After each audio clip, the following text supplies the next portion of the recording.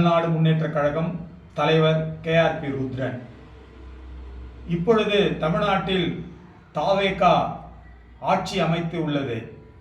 இந்த தாவேகா ஆட்சி அமைத்ததற்கு தமிழ்நாடு முன்னேற்றக் கழகம் வாழ்த்துக்களை தெரிவித்துக் கொள்கிறது. இருந்தபோதிலும் தாவேகாவுக்கு சில அறிவுரைகளும் தமிழ்நாடு முன்னேற்றக் கழகம் சார்பாக சொல்வதற்கு கடமைப்பட்டிருக்கிறோம் என்ற காரணத்தினால்தான் நாம் சொல்ல இருக்கின்றோம். தாவேகா மிக அமைதியான முறையில் பதவியேற்று பொறுமை காத்து ஃப்ளோர் டெஸ்டில் வெற்றி பெற்றது.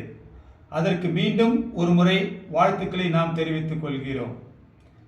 தாவேகா ஆட்சி வரும் முன்பு சில கோரிக்கைகளை தமிழ்நாட்டு மக்களுக்கு அறிவித்திருந்தது. அதில் முக்கியமான கோரிக்கைகள் என்னவென்றால்,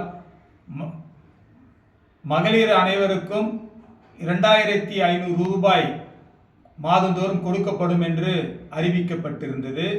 அது மாத்திரமல்ல, 6 சிலிண்டர்கள் வருடத்திற்கு கொடுக்கப்படும் என்றும் சொல்லப்பட்டிருந்தது. தாய்மாமன் சீரு, இது போன்ற நிறைய அறிவிப்புகள், கவர்ச்சியான அறிவிப்புகள் அறிவித்திருந்தார். ஆனால் அவர் பதவி ஏற்கும் பொழுது இப்பொழுதுள்ள சூழ்நிலை எப்படி என்று தெரியவில்லை. ஆகையால் கண்டிப்பாக நான் சொன்னதை செய்வேன் என்று பதவி ஏற்கும் போது அவர் கூறியிருந்தார். ஆனால் நேற்று அவர் கல்லூரி மாணவர்களுக்கு 1000 ரூபாயை அவருடைய அக்கௌண்டில் அவர் அனுப்பியிருக்கிறார். நாளைக்கு மகளிர் அனைவருக்கும் 1000 ரூபாய் அனுப்பப்படும் என்ற தகவலையும் தெரிவித்திருக்கிறார். தமிழ்நாடு முன்னேற்றக் கழகம் என்ன கேட்கிறது என்றால், நீங்கள் வாக்குறுதி கொடுக்கும் பொழுது 2500 ரூபாய் கொடுக்கிறேன் என்று கூறியிருந்தீர்கள். ஆனால் இப்பொழுது மொட்டையாக 1000 ரூபாய் கொடுக்கிறேன் என்று சொல்கிறீர்களே. இதனால் தமிழ்நாட்டு மக்கள் அனைவரும் மிக குழப்பத்திலும் வருத்தத்திலும் இருக்கிறார்கள்.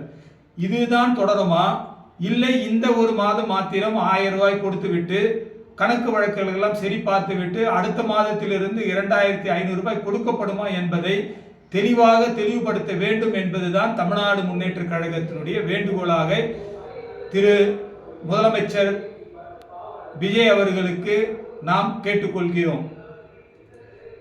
தமிழ்நாட்டை நீங்கள் நல்லபடியாக ஆள வேண்டும் என்றால் பொறுமையாகவும் நீங்கள் இருந்து, நீங்கள் என்னென்ன காரியங்களை எல்லாம் இதெல்லாம் கூறினீர்களோ அதை படிப்படியாக நீங்கள் செய்து வந்தால்தான் தமிழ்நாட்டு மக்கள் சந்தோஷப்படுவார்கள் என்பதையும் நாங்கள் தெரிவித்துக் கொள்கிறோம். ஆகையால் மீண்டும் ஒரு முறை தமிழ்நாடு முன்னேற்றக் கழகம் TVK தலைவர் விஜய் அவர்களுக்கு வாழ்த்துக்களை தெரிவித்து விடைபெறுகிறேன். நன்றி, வணக்கம்.